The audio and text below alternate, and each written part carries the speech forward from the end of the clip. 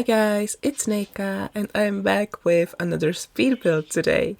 So as I promised in yesterday's Create a Sim video, which if you have not seen yet, be sure to check it out. As I promised in yesterday's video, I decided to build James's childhood home, basically. And while you will be watching me build that house, I would like to talk more about her story, because I didn't really get to do that yesterday. For the most part, I was talking about her father and how he met her mother and how then he met her again, and then how James came to Twinbrook to live with the Rose family because her mother couldn't take care of her anymore. But I didn't talk about James's storyline, about her life in Twinbrook, so that's what I'm gonna do today.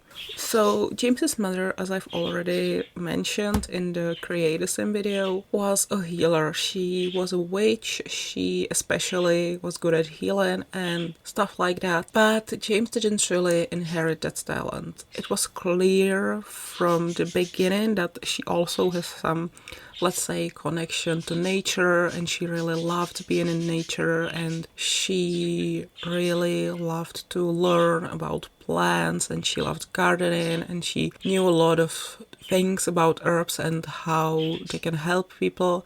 But there wasn't really that magical connection, if that makes sense. Basically, James's powers were dormant.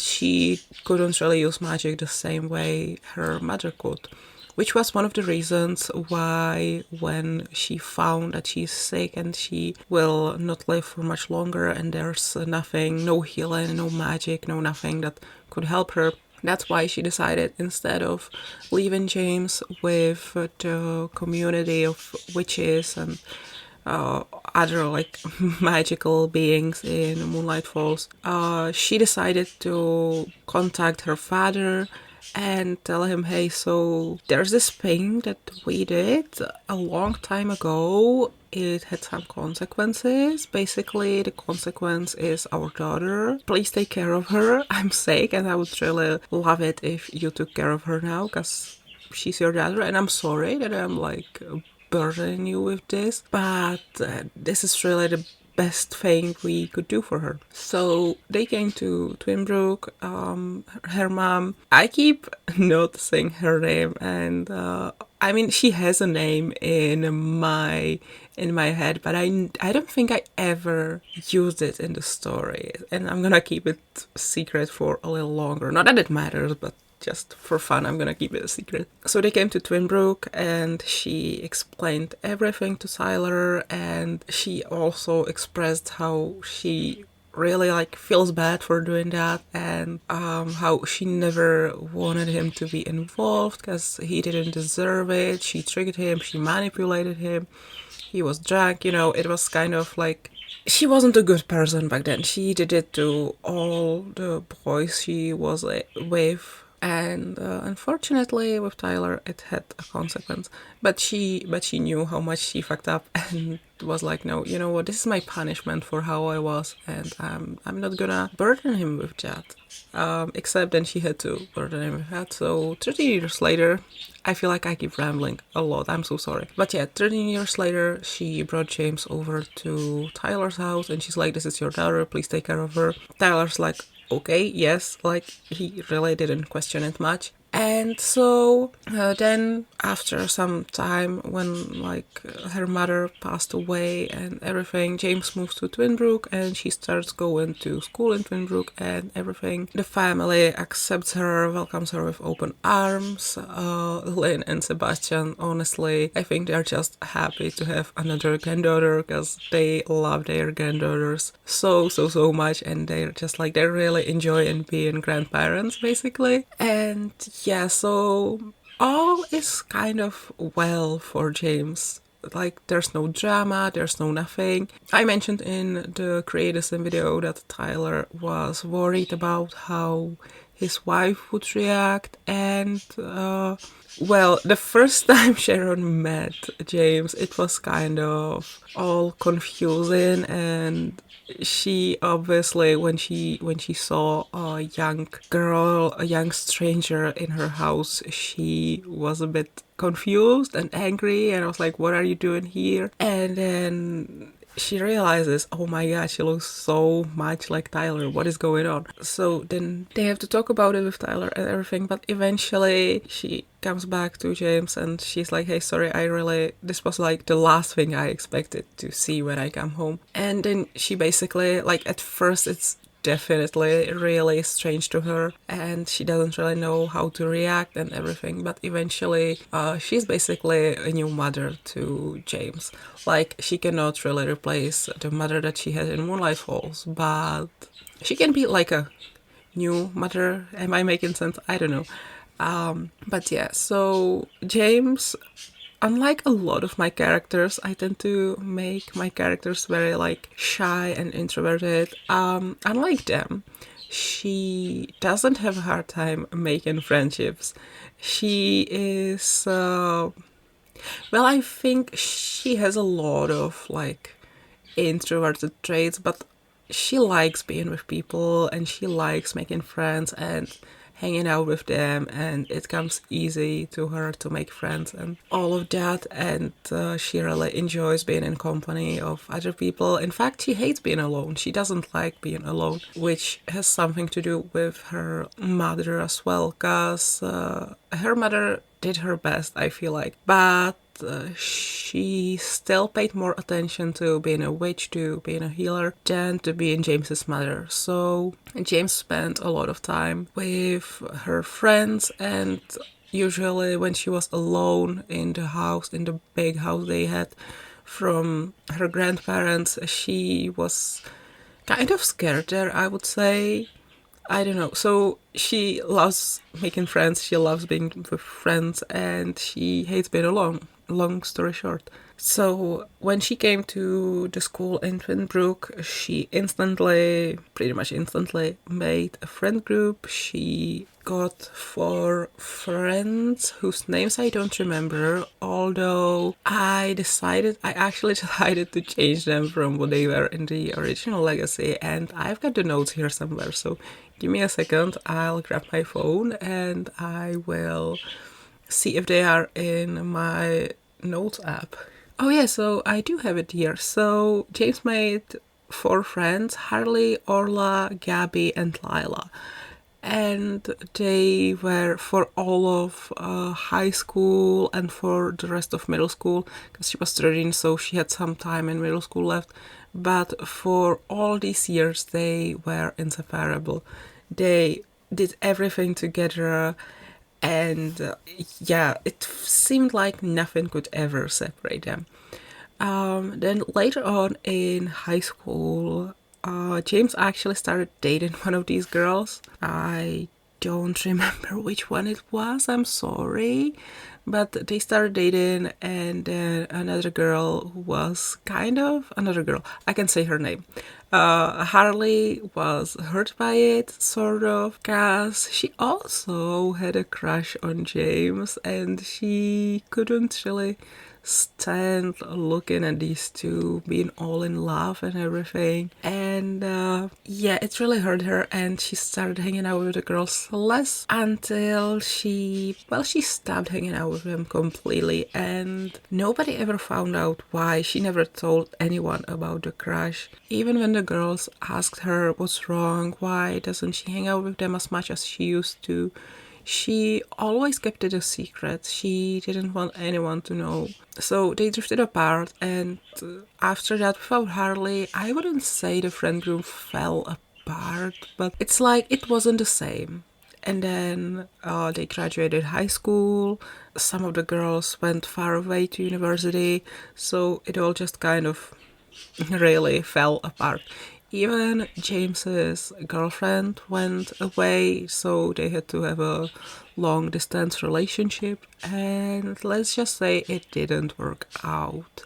Yes, soon the news got to James that her girlfriend actually has another girlfriend in uni, and she was upset, but also she sort of saw it coming. Like, they also started drifting apart sort of when she was away and everything. Why do I keep saying and everything when I don't need to add the and everything part? I'm sorry. So yeah, after that they stopped talking, at least with the girlfriend, and Harley has been out of the picture for a very long time. And I'm gonna be honest, the other two girls, they weren't ever really too relevant to the story. They just sort of were there so that James can have a friend group. They were never really as fleshed out as Tyler's friend group that I've already introduced a few weeks ago. And yeah, then there was other stuff in the legacy that was happening.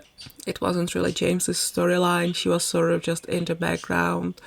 The other things that were happening, I believe there was actually some drama between Mary and Scarlett. Well, drama. It was a continuation of that old storyline that I scrapped, that I told you about, how they were in this prestigious school and then they were expelled, and Mary blamed Scarlett and said it's her fault. Well, basically it was, but they stopped talking and they didn't talk for many years. And then this was getting resolved. I think Mary was pregnant with her boyfriend's baby, and she was kind of worried about will he want the baby, or will he leave me? I don't know why she was so insecure about it, but she was in the storyline. And so she and Scarlett kind of bonded again over the baby, and Scarlett was like, hey, if anything happens, I will be here for you and for the baby. And yeah, so Mary forgave her, and eventually, like, all was well. Like, Mason, Mary's boyfriend, he was excited to be a father and everything, but there was like this brief time. What I'm trying to say, there was this time where the storyline wasn't about James at all, and then when the focus was again on James, I don't know why I said it with such voice, but then when I started focusing on her again, it was because the family got new neighbors, and she was like, wait a second, I recognize this guy. This guy is my best friend, my best childhood friend. What is he doing here? So she decided to visit him. I mean, she would have visited him anyway, I feel like, as, you know, neighbors and everything. So she went to visit him, and indeed it is her childhood best friend, whose name in the original story was Fred, but I have kind of a weird attachment to this name. I'm not gonna explain. And as I said, this friend turns out to be a little bit of a dick. So I don't really want to keep calling him Fred when, like I said, that name, like, there's something about it. So in the newer version of this story, I'm calling him Brad, actually. Brad. So yeah, it is her best friend Brad, and he now has a wife and a little daughter, and he's very surprised to see James here, because they completely lost contact. I don't remember why, but I think Brad moved away from Moonlight Falls way before James did, and since they were children, they couldn't really keep in touch, I guess.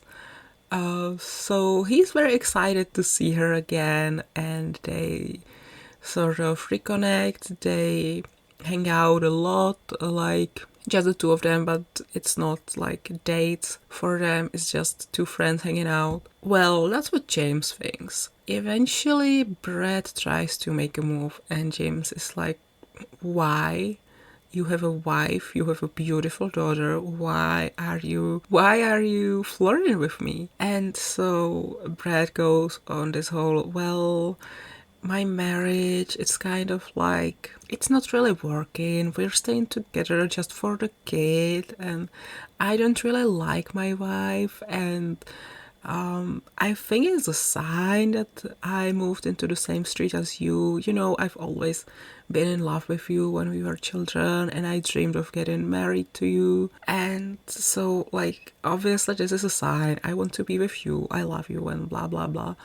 And James, she doesn't really know how to react, but eventually she gives in and they've got this whole affair. She doesn't tell anyone about seeing Brad. He obviously doesn't tell anyone either, because like he's cheating on his wife. Like, why would he tell anyone? And this goes on for some time, and then, because I don't know why I'm doing this again, but I guess, I mean, it was a Sims Legacy, and such storylines happen in Sims Legacies. Suddenly James finds out she's pregnant with his baby. And so she tells him, and she's like, hey, so we need to figure this out.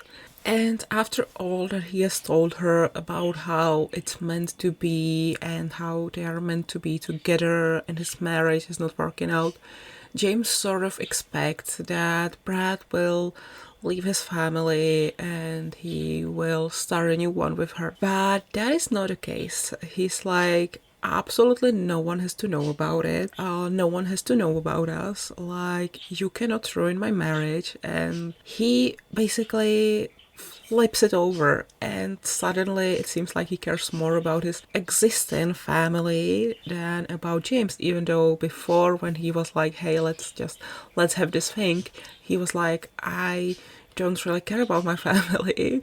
I hate being with them. So, like, you know, he just completely goes, no, this has to stop. I want nothing with the baby. Basically, he was only in it for as long as it was fun. As long as they could keep meeting each other and doing, you know, adult stuff. And that was fun for him. But now he's screwed up, and again, we have like a consequence in the form of a baby. And he goes, absolutely not. I want nothing to do with the baby. You do whatever, but don't drag me into this. And this is over. I don't want to see you again. So that leaves James pretty confused. Like, she thought they had something, and she doesn't believe her childhood best friend could have done that. It's really something. And oh my god, I am starting to really feel like strong hatred towards this character again. Like, Brad, fucking hell. Why? Men are stupid, am I right? No, I mean, yes, but so that happens, and James, like, she thinks about what she wants to do. She doesn't really know, but she tells her family, she tells everyone what's going on, and they support her, and she knows she can count on them. So she decides that even though the father wants nothing to do with the child, she will keep the baby and she will raise it, and who cares if the father is a piece of shit, because the rest of the family is great, and yeah, they will be fine. And then it sort of happens that she runs into Harley again, and no, wait, actually, I feel like in the original storyline, in the one you can see on my Tumblr, I think she runs into Harley right after Brad breaks up with her. And so Harley's like, what a piece of shit. You don't deserve to be treated like this. And basically she forgets everything, like how she was hurt when James was dating this other girl and everything. And she's like, she really wants to be there for her old friend. And they talk about it, and they talk about what was happening in the years when they didn't see each other. And Harley is like, well, I came back to Twinbrook because, she inherited that. Someone died in her family, and she inherited the house and decided to come back. And she's like, if you need a place to stay, if you and the baby need more space than you have in your family's house, you can always come to my house because it's huge and it's scary. And this kind of ties nicely into this newer version where, like I said, James was afraid of being in the house alone, and she's like, yeah, okay, we are gonna stay in the scary big house together.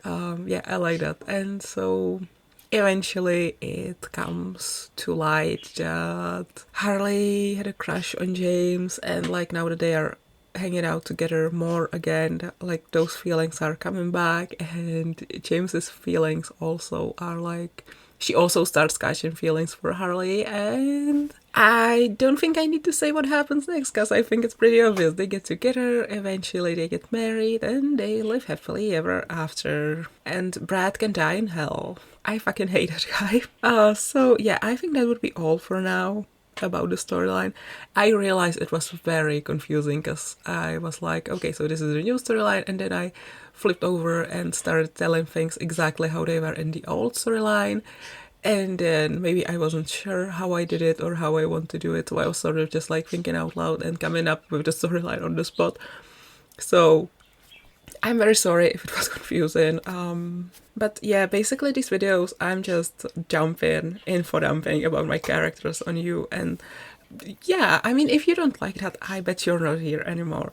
So if you do like that, if you like when your friends info dump on you about their characters, stick around. I'm gonna do it again. No, I don't know. I feel like I have to apologize for how I said it all and how confusing it was and everything. But that's just me. I have to apologize for everything. So accept my apology if you feel like I have something to apologize for, I guess. And if you think it was fine, then ignore my apology completely. Anyway, I'm going to go now, so I hope you enjoyed this video. Let me know in the comments. Don't forget to subscribe and everything. Thank you so much for watching, and I will see you all next time. I love you guys. Bye everyone.